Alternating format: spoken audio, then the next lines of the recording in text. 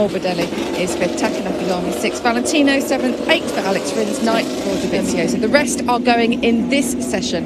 This is Q1 Moto GP. Let's go over. So the clock is ticking already for qualifying one. Already there are a great gaggle of riders, very keen to get out there indeed. Despite that injury, I don't think you can fault. He's not showing the courage or willingness, is the parts of that conversation that have been made. And moving forward, it's an intense period of time. We go to Aragon next weekend, of course, frenetic time of the year for MotoGP, and that we've heard today. In 2022, we are going to 20 Iberian Peninsula. That means Portugal's included in there. When are we going to 22? 22, we're going to 22. So it looks like... What about 2021 for 22? No, never. No, I'm being serious. Well, we've got 20 rounds next year. We've given to Portugal earlier. Portugal, Portimao. I mean, we were only saying, weren't we, after the World Superbike round, it's a great track. It would be great to have a Grand putting it together almost as we speak. Let's hope so. And interesting 3 rounds on the Iberian Peninsula, which includes obviously Portugal. So an historic decision if that's the case.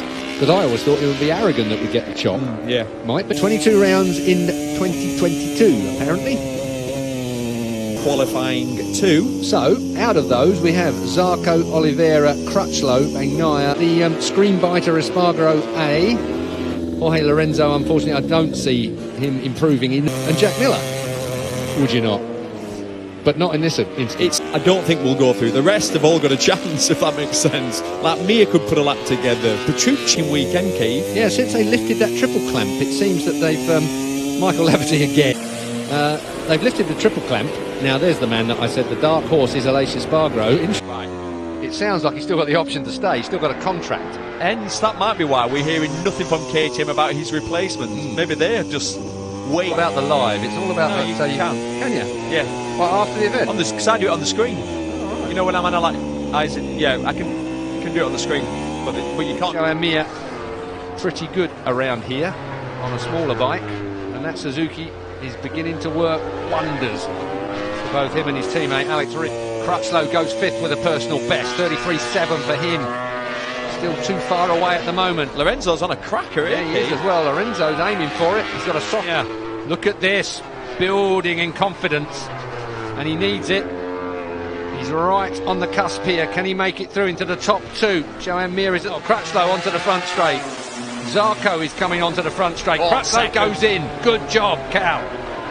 Oh, Zarco, look at that time. With Ducati, it has just gone away from him. He will start on the 7th row of the grid. Wow. That chassis just looks immaculate. It really works.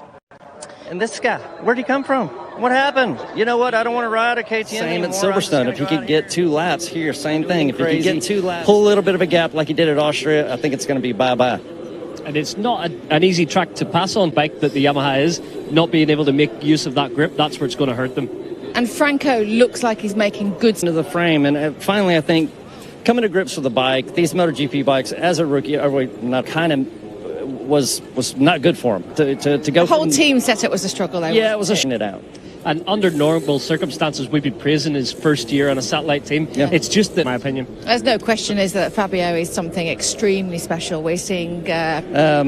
just like this guy, you know, he's got charisma. He's got a little bit. You know, just making an observation that he looks quite young this weekend, which generally means that he's quite happy. Earlier this week, and he's on form. The Yamaha's working. The last few rounds, it's been progress. It's looking good. The old stuff seems to be working better than the new stuff. And we keep talking about the front end. The new Honda. I don't know if I'm correct or not. It just looks like it's a handful. He's putting it mildly. We did do an interview with Cal, and he was particularly vocal about just so exciting to watch. I just read a tweet from Alex Lowe's who said, I love watching Fabio go out and qualify because... About 63 degrees lean angle, and that was it. Oh, here we go, the mind games. And that's how tricky Marquez seems to straddle.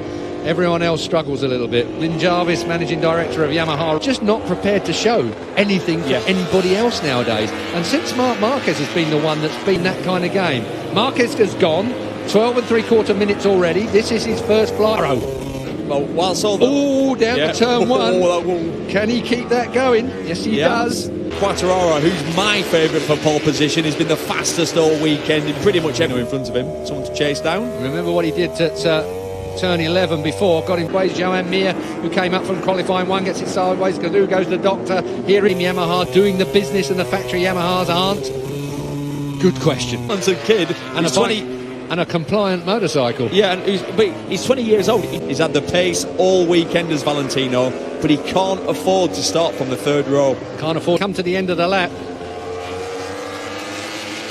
Here we go.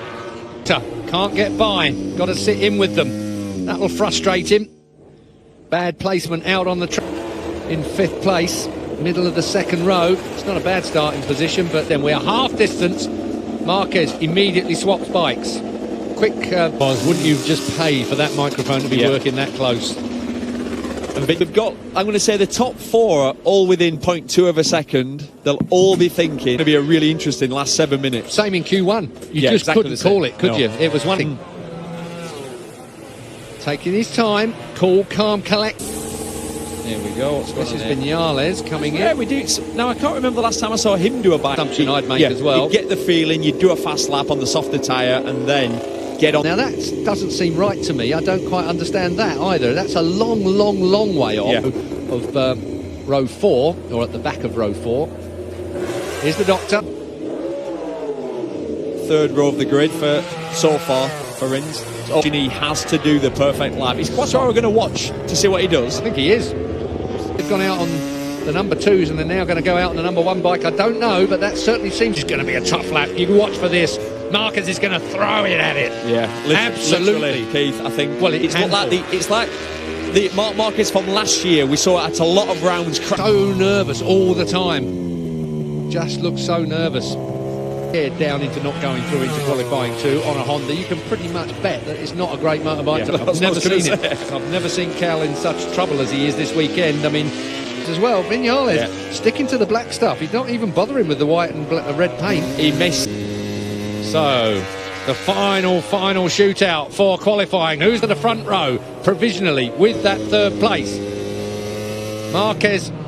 Yeah, he's going to. They prepped his other bike, so he's come in, swap bikes. He's going to go back out on what we too hot while he comes. It's just strange one. Down. It is. Keith, I've not seen Kasim's left.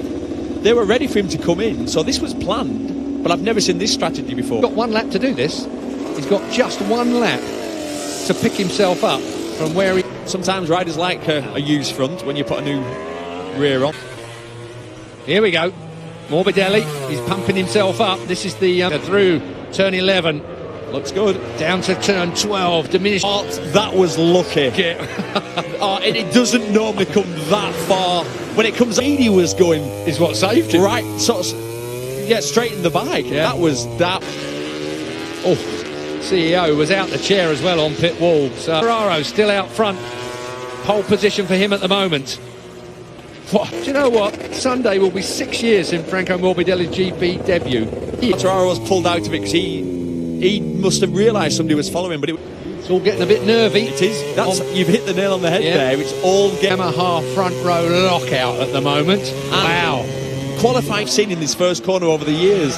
The bikes never get separated. If you don't make the start, or worse still, don't start from that 10 metres. Really do here. There's a lot of nattery stuff before you start to unleash the power. Or wrong and get a bit crowded and a bit hectic. Vince is not happy with that, shaking his head. Row 3. Marquez to aim at. Marquez looking over his shoulder, preparing to pull the. Well, Marquez wasn't on the front row last year, and at this rate, that will be the 4th row. He's already 78 points behind Marquez. Yeah, if he wins here and Dovizioso doesn't score. Quattraro, he's putting together this lap. Here he is on board. He's coming towards the end of it. Oh, was he off the track there? Doubt he will have been off the track because he knows where the limit is there. This is Valentino over the line because he lost that time in that 3rd sector. Quattraro did lose that time. Look, lap cancelled. Go then. Pole Espargaro, 2nd row for him on the KTM at the moment. Vineyard pole on top. Pit Byra goes bonkers, and so does KTM. Has he got it done? Morbidelli comes to the line. Where's that going to put him in the end? He's improved, heading for pole. Is he going to thwart KTM's top spot? It looks like it's a flying round here. Maverick Vinales then, looking good. Marquez is on. He thwarts Pole Espargaro's pole position. That's Madeline rare thing nowadays. Oh! Well, Rossi dive bombs him. Rossi. You know, I'm assuming he's done a really aggressive pass on Valentino, and Rossi's gone. Guarantee you, that's what we're going to witness. Well, Pole Espargaro, middle of KTM fans, there's no doubting it. A brilliant front row from best qualifying of the year.